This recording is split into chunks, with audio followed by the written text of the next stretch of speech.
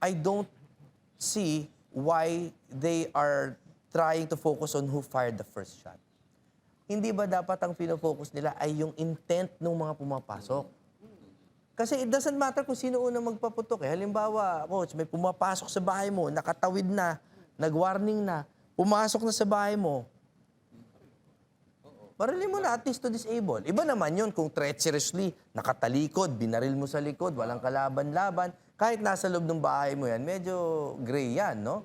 Pero nag-warning ka na, continuing yung threat, pumasok, continuing.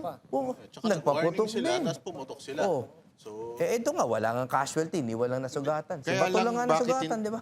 But the most critical part is the intent nila. Were they intending to come in and to seize Bato or to burn the building, as some reports said? Hindi ko natin alam.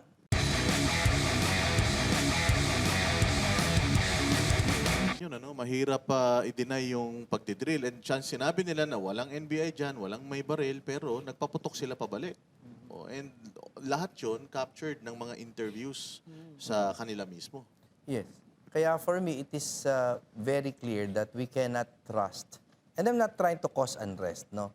Pero we cannot trust fully, hook, line, and sinker, the pronouncements of the agencies, of certain agencies of the government. Hindi naman po lahat. Pero I would suggest to the President na kung ang heart niya is still in the right place, palagi ko dapat panahon ng suspindihin niya na yung mga nahuli na hindi nagsasabi ng totoo sa kanya.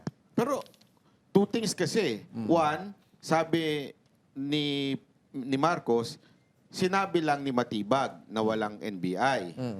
Pero two, meron naman ang gagaling kay Senator Amy na directly si Marcos ang nag-utos doon sa NBI agent to capture Bato no matter what, di ba? Yes.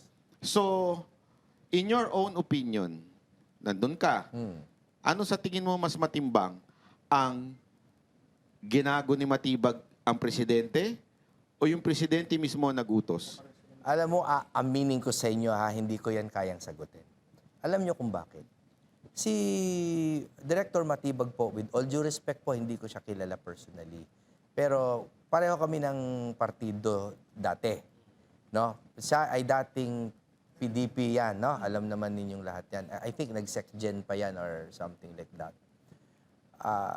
At ang balita ko lang, these are just mga hearsay lang, na ang ugali po niya talaga, morning, noon, and night daw, ganyan talaga. No? Kumbaga, action man, gagalaw yan kahit ano, kahit alanganin, gagalaw. Daw. Puro daw po to. Due respect po, Director. So, there is a big chance talaga, nagagalaw siya ring mag-isa. May chance din naman na ganon. On the other hand, hindi naman po ako naniniwala yung sa KOJC naman ay nangyari without higher orders. So, hindi natin malalaman. That's a matter of evidence. At attorney, ang nakakapagtaka dito, 1.5 hour na sinubaybayan ng presidente yung pangyayari sa Senado. So, hindi ba katakatakayin na ilang araw na halos yun Yun na nga alam mo, I have to give credit where credit is due. Hindi naman lahat ng agencies under the President ay walang ginawa, no? I have to give credit to Secretary John Vic, Alam ko, hindi niyo masyadong best friend yon. Pero at that time, nung tumawag sila Senator Pia sa kanya at si Senator Lauren and Alan na pumunta doon, pumunta agad with the assurance na ako lang, tsaka isang tao ko lang ang pupunta dyan, don't worry. Tsaka hindi ko yan na-arresto yun si Bato. I do not have that intention. Nung pumunta siya doon, he was stern, pero he was not, wala siyang animosity towards any of the senators. Sinicure niya kami, pinalipat kami sa mga kanya-kanyang Was he kwarto. sincere? I think in keeping us safe, sincere na sincere siya. Nagpa-lockdown siya. In fact, kaya palagay ko, it is because of him, kaya may naaresto din. May mga nahanap din na tao. Tama? So, umakto naman siya. So, tingin ko, this is really, again, akin lang to, sa NBI to. Hindi ito sa police. Hindi ito sa DILG, under the DILG. Pero wala ba kayong naamoy na iba kasi yung report niya na sinabi ni Senator Cayetano at iba rin ang report ng OSAA. 'Di ba sa report niya parang ang nagsimula yung OSAA, hindi naman daw pumapalag yung mga NBI na nandun. Pero sa report naman ng OSAA, nagtumutok daw yung NBI. Oo. Ang pinag-uusapan ko lang kanina is yung presence niya kagabi doon. Anong gabi na yon, no? Ay tingin ko sincerely trying to keep people safe. Pero as far as reports go, alam naman natin that reports can be politicized na. Iba na yan. Kasi may epekto na yan, investigasyon na yan eh. No? So, hindi ko alam.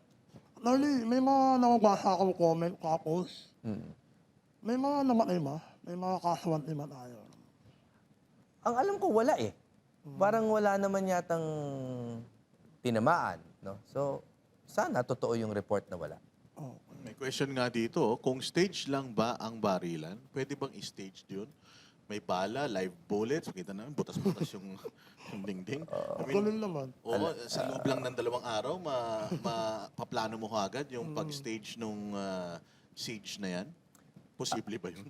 At to be fair, in our history, in our political history, there have been some staged ambushes. No? And this has resulted in deaths, pero staged pa rin. It has resulted in some changes in power. May mga kilala tayong mga former senator dati na pinasabog pa yung mga kotse. Assault talaga. So pwede naman. Pero in this case, because of my personal knowledge, I have the moral conviction to say na hindi yan staged from where I sit. Imposible talaga eh. Masyadong totoo yung panic ng mga senators and they were actually fearing for their lives. Pero doon sa batas ba natin, merong, kasi ngayon ang pinopoint out nila yung 5 ang putok mula sa labas at 27 sa loob. Oo. Meron bang yun, legal implication na ibig sabihin ang may kasalanan ay yung OSAA? Definitely not. Kasi, una sa lahat, linawin natin yung 27.5 na yan. Hindi nila sinabi na 27 pinaputok ng OSAA, 5 dun sa NBI. Hindi nila sinabi yon. Sabi nila, 5 sa labas, 27 sa loob. Hindi nila sinabi kung sino yung nagpaputok. So, that requires further investigation. Tsaka in the first place, bakit sila nandun? In the first place. Kasi like we have mixed reports. Tingnan muna natin kung anong lalabas sa reports, pero may mga balita kami na nasa hagdan na daw. So, in the legal concept of self-defense, no? Hindi ba pwedeng mag-defend yung OSAA sa Wait, hagdan ng Senate? Senado. Supposedly. Pero again, yung iba sabi, hagdan ng GSIS daw. So, how do you know? Diba? Kasi kaya nag-warning shot eh. So nakita na siguro nila nasa loob, kaya nag-warning shot na. Kasi parang ang sinasabi is nag-warning shot daw ay OSAA. Oo. Nakita mo ba na ang OSAA may mga mahabang baril? Ano ba yung mga Hindi, baril? yung nakita ko hindi mahaba. Parang mga 40 ang dala. Yung nakita ko. Pero kasi, I don't see why they are trying to focus on who fired the first shot. Hindi ba dapat ang pinofocus nila ay yung intent ng mga pumapasok? Kasi it doesn't matter kung sino unang magpaputok. Halimbawa, coach, may pumapasok sa bahay mo, nakatawid na, nag-warning na, pumasok na sa bahay mo. Barilin mo na at least to disable. Iba naman yun kung treacherously, nakatalikod, binaril mo sa likod, walang kalaban-laban. Kahit nasa loob ng bahay mo yan, medyo gray yan, no? Pero nag-warning ka na, continuing yung threat. Pumasok, continuing. Tsaka Nagpaputok nag-warning sila, din. tapos pumutok sila. Oh. So, Ito nga, wala nga casualty, ni walang nasugatan. Si Kaya Bato lang nga nasugatan, di ba? bakit hindi daw equal? Oh. 5 doon, dapat 5 lang din daw ang putok ng Oh, taga-USAA. Kailangan ba ganun? ilan ba Hindi, yung warning shot na narinig ninyo? Or at least man lang hindi mo i-report sa inyo? hindi mo malalaman kasi kung ano yung totoong warning shot at kung ano yung iba eh. Kasi nga 27 sa loob, 5 sa labas. That's all the report says. Walang sinabi kung sino yun. In fact, we had just recently learned na yung Oragon pala ay nagpaputok. O, dun muna tayo. Siya pala yung gunman. O, dun muna. Alamin natin. But the most critical part is the intent nila. Were they intending to come in and to seize Bato? Or to burn the building, as some reports said? Hindi ko natin alam. Grabe, parang KOJC talaga. Kasi ganyan din sa KOJC. Susunugin nila yung mga establishment sa loob para daw mapalabas nila si... Pero ganyan din sinabi ni Marcos, ha? Walang baril daw. Oo, walang baril. Oo. Ngayon, walang NBI, pero lahat sila Walang naka-uniforme. NBI at wala daw militar. Yun ang sabi niya. Pero nakita naman natin na pumuputok din yung mga Marines. Hindi naman NBI, yung driver ng NBI. Volunteer. Tsaka sinabi din ni Auntie Claire na ano eh. At hindi gobyerno. Yun ang importante doon.